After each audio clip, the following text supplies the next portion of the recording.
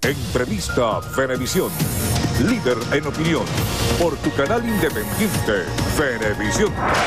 Amigos, tal como lo anunciamos hoy en Entrevista Venevisión, recibimos a Simón Calzadilla. Él es diputado de la Asamblea Nacional por la Unidad y también secretario general del Movimiento Progresista de Venezuela. Bienvenido. Muchísimas gracias, Lirio, a Venevisión por invitarnos a este programa tan prestigioso a nivel nacional. Diputado, hasta hoy las organizaciones con fines políticos que quieran postular o inscribir candidatos a las elecciones regionales tienen la oportunidad de hacerlo. El Movimiento Progresista ha sido uno de los primeros partidos que ha dicho que va a participar en las regionales.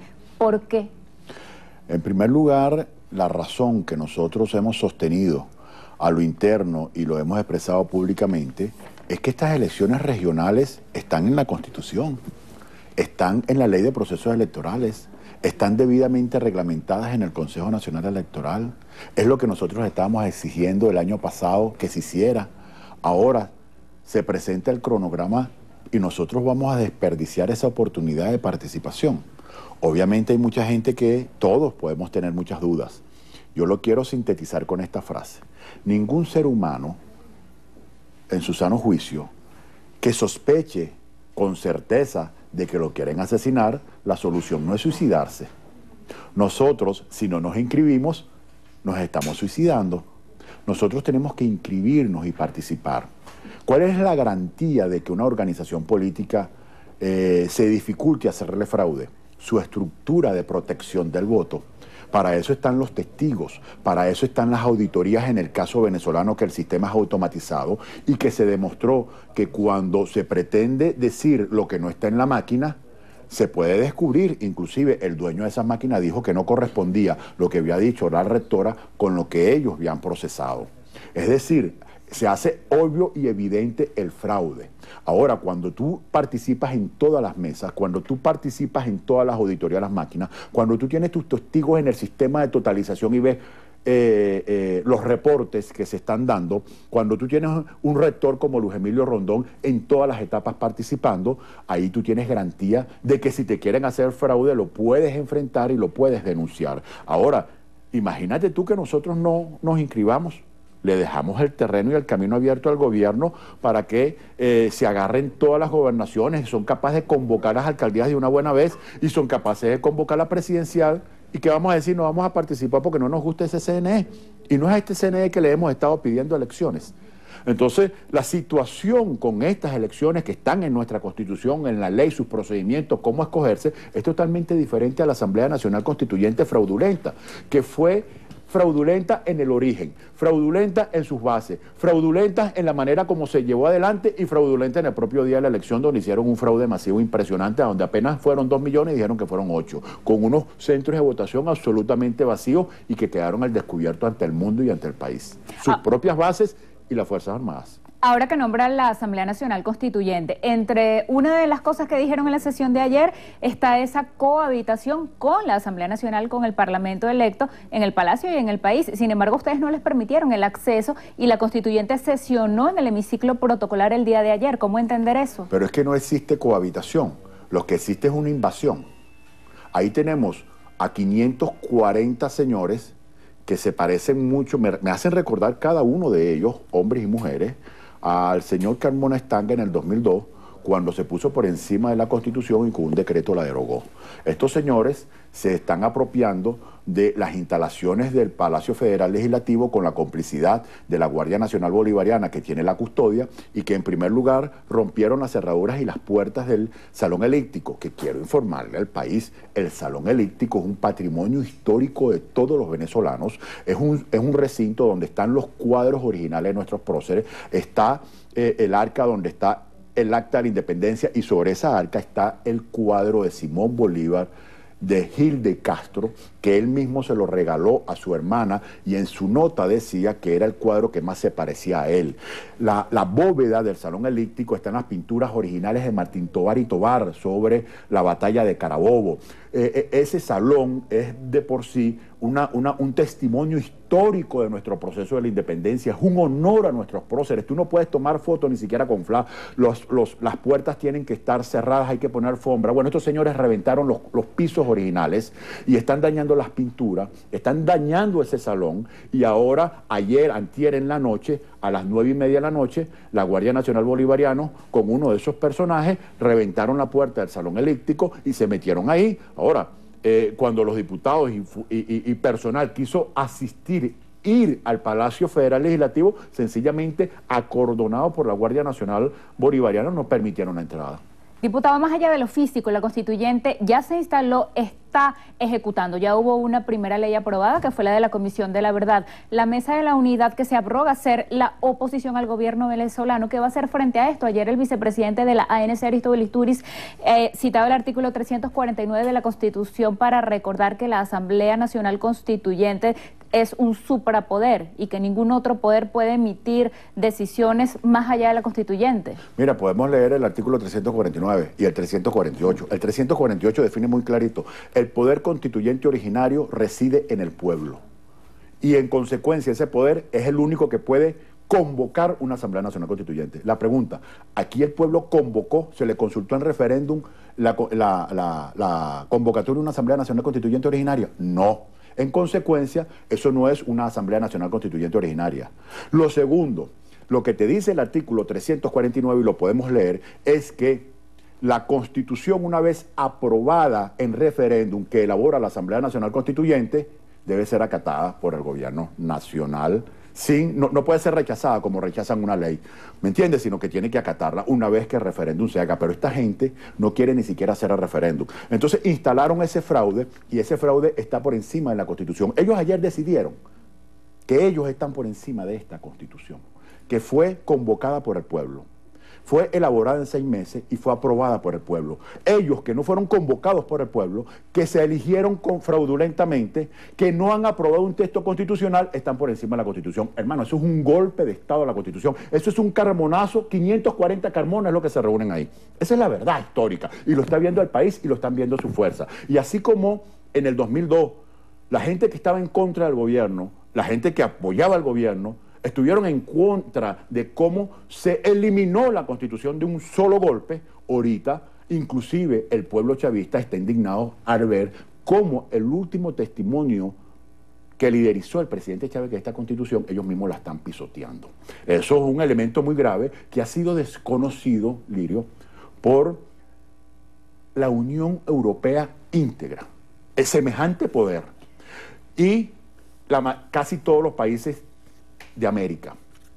Es decir, que toda la comunidad internacional de América, de Europa, ya se han manifestado en contra de esa constituyente y le han solicitado a Nicolás Maduro su retiro. Estamos hablando de que la Unión Europea, en todos los años de su existencia, desde que comenzó con la Comunidad Económica Europea hace casi 60 años, primera vez que logra un consenso de tal manera en contra de la barbaridad que está haciendo este gobierno en nuestro país. Y eso es un elemento que te dice que cada paso arbitrario que este gobierno ha venido dando desde que desconoció la elección del 6 de diciembre, cuando nos quitó, nos robó los diputados de Amazonas, que ya tienen año y medio con un juicio congelado. ¿Qué hacen ellos? Un juicio sin sentencia, con una cautelar ilegal.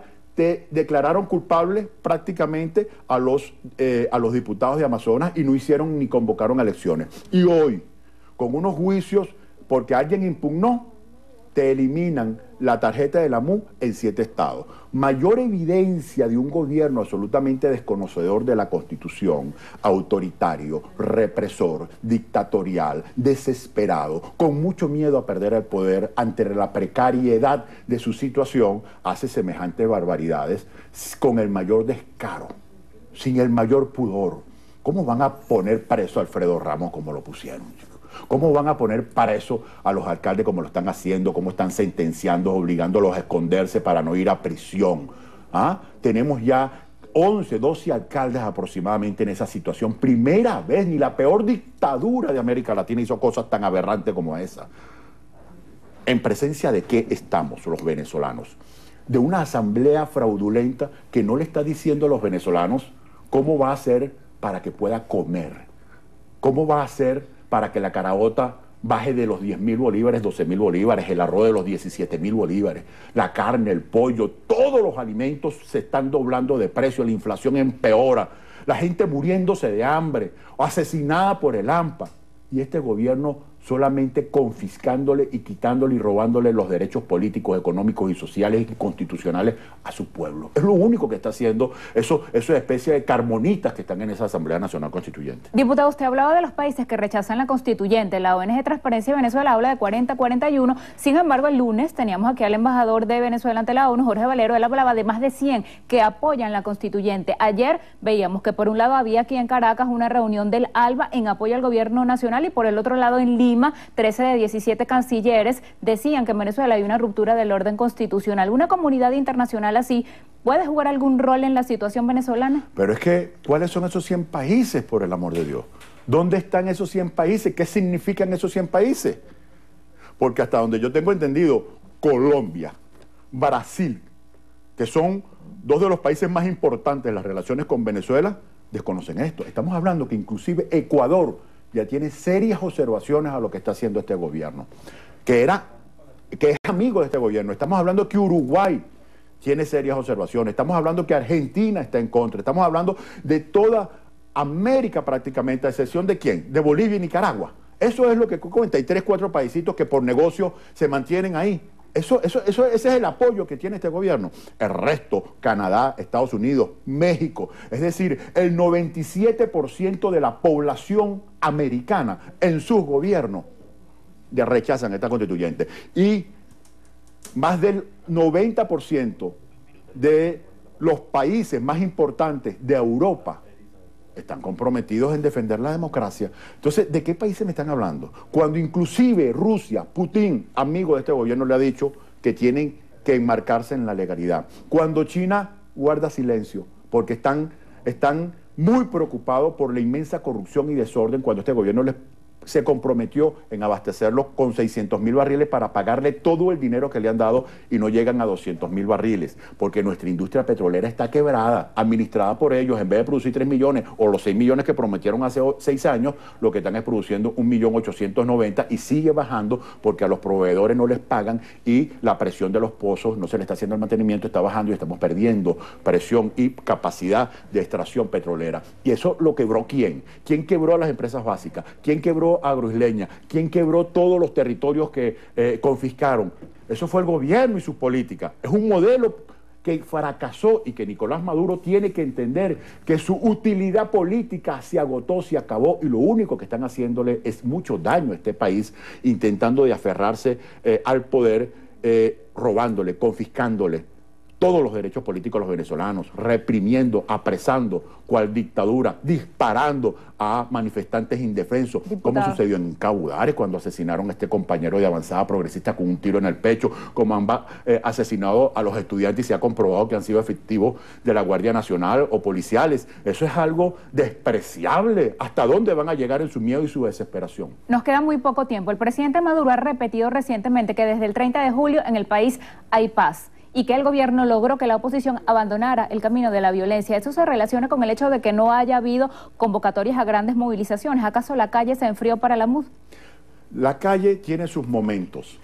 Y eso, ahí quiero hablar de que no hay contradicción, sino todo lo contrario, entre un proceso electoral y la calle. No hay nada de mayor calle que un proceso electoral. Si tú me dices cuál fue el proceso de calle más exitoso que tuvimos en los últimos 3 meses, fue el de 16 de julio, cuando 7.600.000 venezolanos le dijeron a Nicolás que querían elecciones, que querían cambio y que no querían esa Asamblea Nacional Constituyente, y le pidieron a las Fuerzas Armadas un compromiso con este pueblo y con la Constitución. Ese fue el momento más importante y nosotros vamos a seguir en eventos de calle. Aquí no vamos a tener 24 candidatos a gobernadores, Liria. Aquí vamos a tener 24 líderes con los candidatos a los consejos legislativos que también van a ser líderes, y toda la estructura de nuestro partido, toda nuestra sociedad, en el marco de una sola estrategia: producir el cambio político en este país. En segundos, esa protesta denominada trancazo como la de ayer genera resultados. ¿Ustedes han evaluado si tiene aceptación o rechazo? Yo he solicitado internamente que no convoquemos más a trancazo, que eso lo único que está haciendo es autotrancas en zonas donde nuestra gente está mayor comprometida, causándole graves problemas.